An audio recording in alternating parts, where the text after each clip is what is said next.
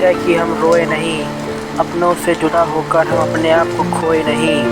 हम रोए क्यों नहीं, अब हमने अकेला रहना सीख लिया, मंजिल की तलाश में मंजिल को खो दिया।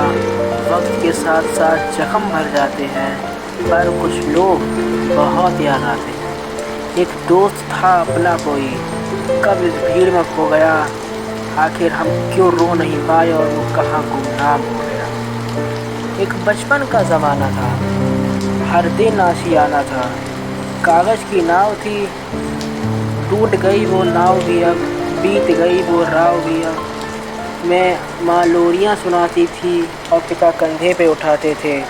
सवाल वही दोहराता हूँ, रोता क्यों नहीं हूँ अब मैं। घर का इकलौता लड़का अब जिम्मेदार हो गया, सत्य की राह पे चलते चलते वो सबका गुनहगार हो गया।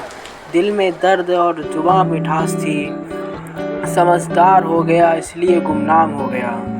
अब सवाल मैं तुमसे पूछता हूँ, क्या लड़का होना जुल्म है, क्या सच बोलना जुल्म है।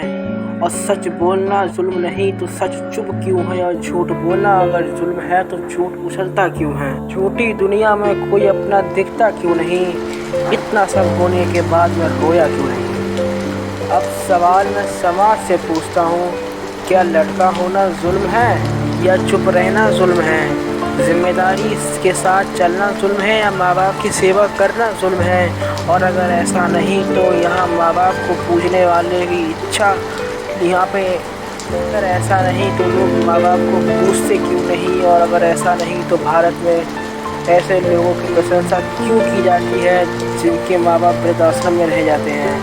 मुझे लज्जा आती है अपने ऊपर कि अपने आप को इस समाज का एक नागरिक बताने में। इतना सब होने के बाद मैं रोया क्यों नहीं। अपना शहर छोड़ के दूसरे शहर में आना कोई आसान बात नहीं, गैरों के बीच अपने बनाना कोई आसान बात नहीं, इस भीड़ में अपना ढूंढना कोई आसान बात नहीं।